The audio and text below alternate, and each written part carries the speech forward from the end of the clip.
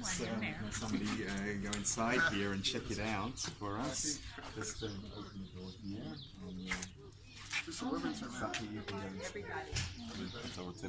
Yeah, of course I will. I want to go in. And then you can do it outside. You can look what's at it. Special? What's different about this toilet? Pretty. Yes, it's pretty. It's artistic. Wow, it's pretty. It is artistic. Yeah. What do you notice? What doesn't it have? This doesn't have Told you flusher. they're gonna love it. Yeah, flusher. Look at that. Look at that. What's? Come on, come in. It has toilet paper. All right, but why did you have that? Look at beneath it. There's no toilet seat, or no? There's a just goes into the earth, right? Yes. It just goes. It doesn't have a flusher. I'll explain. Right. Yeah. So this is what we call a composting toilet. I'll explain exactly how it works in a minute, but basically there's instructions here, first of all. You use the toilet as usual, but instead of flushing the toilet, there's no water here. It's a waterless toilet. We add in this dry material. Oh. Okay, it's chopped straw. Okay? Chopped straw. Now, why do we add chopped straw? We'll explain the composting process around the other side. Okay, we have a little... But to see everyone in the toilet all together, there's something new. Yeah, you keep saying that we have to stop. So You can use it until it will explain you. In the Bronx Zoo, they actually have composting toilets. They have a great system there. We've seen a video of their system. It's fantastic. Yeah. We show it to our students here. And how did the Bronx Zoo come up with that all?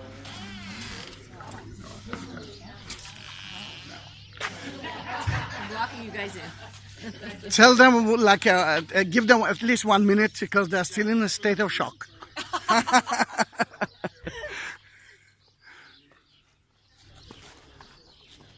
It's nice too because that chopped straw, does it keep the odor down? Right, well, we'll talk about that. Yeah, I was going to show it to you right now. I'm a recycling maniac, so this is... All right. In that case, first of all, I'm happy. I'm happy to hear it. Family, go out of the restrooms if you don't need it.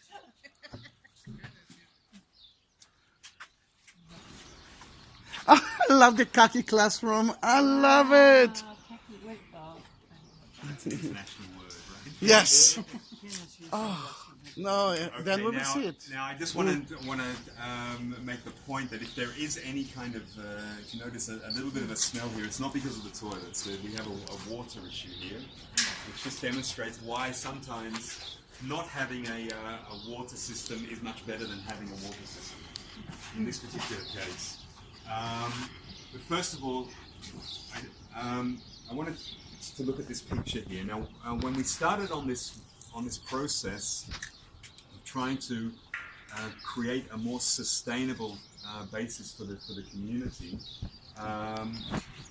one of the important things that we realized is that we need to learn from nature. Nature is in fact our best teacher. It's something that we say in permaculture. Permaculture is something that we teach here in our course. It's a way of designing sustainable systems. And the basis of permaculture is understanding how nature creates sustainable systems and then applying those principles to our own human systems. And one of the most important things that we can see in nature is there's no waste in nature, right? Waste is a human invention. And it's something that we've done particularly well over the last couple of 100 years. It's something that doesn't happen in nature. Everything that falls down on the ground, all the leaves from the trees, all the waste from the animals, the dead animals, all of that breaks down and turns into soil which feeds the plants. So it's a continually recycling system. Nutrients go back into the system. This is what creates the soil over a period of tens, hundreds of years in a forest. Now, does anybody compost this thing? Yeah. Mm-hmm. Very good. One of the first things that we started to do here on Lotan was to say at one point in the mid-90s, here's our dining room. We're producing meals for maybe up to 200 people a day, 3 meals a day. All of these food scraps, we're not going to throw them out any longer. because when we throw out our food scraps, we're breaking that cycle. Throwing food scraps into the garbage is problematic from several points of view. First of all, just the amount. We want to try and reduce the amount that we're throwing out to landfill, because our landfills are filling up. There's big pressure on the landfills, so we want to reduce that. If we but just by taking out the organic material, we're already reducing our garbage by about a third. The second major problem with throwing out food scraps into the garbage is that when they get to the landfill, they start to decompose in a way which is not beneficial. It releases methane gas into the atmosphere, and methane gas is a greenhouse gas which contributes to climate change. And the final problematic part of it is that, again, we're breaking this cycle. We're just taking from the earth and not putting anything back in.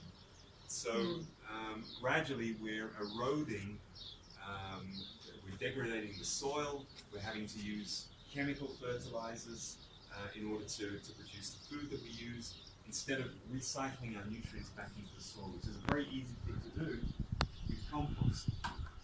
So what did we do? We started collecting our food scraps from the dining room. We started collecting also the green material from the garden. We need this is a source of nitrogen. We call this the moist material. It's a source of nitrogen. We combine that with a source of carbon, which is the dry material, the dry leaves from the garden. The other two important ingredients are air and water, moisture. After about 4 months, what we get is essentially soil. It's this rich material, rich compost, which is it's rich in nutrients. It smells great. It's all from food scraps. Yeah. And we use this to grow more food for ourselves. So we're closing the cycle. We're closing a cycle which, from the food scraps to the compost to growing more food for ourselves. Smell. It's from there. One of our water in the region here comes from groundwater. One of the more difficult issues in terms of sustainability that we have, the water company drills wells that suddenly go very deep, up to 700 meters, and the water is drawn up. The water is actually quite saline, and we have to desalinate for drinking water. Okay, so that's the composting, which we started to do with our food scraps, with green material from the garden. What do we have here? We have a system which is using the same process of compostation, but instead of the food scraps, we're using what we call our humanure, right? So we use the toilet. We add in dry material. Again, we have a source of nitrogen, which is the humanure. We have the dry material, which is a source of carbon. The whole, all of this material starts composting away within the bins here. When one of these fills up, we move it aside. We let it continue to compost away for about a year. Oh, and after about a year, what we get is basically just soil.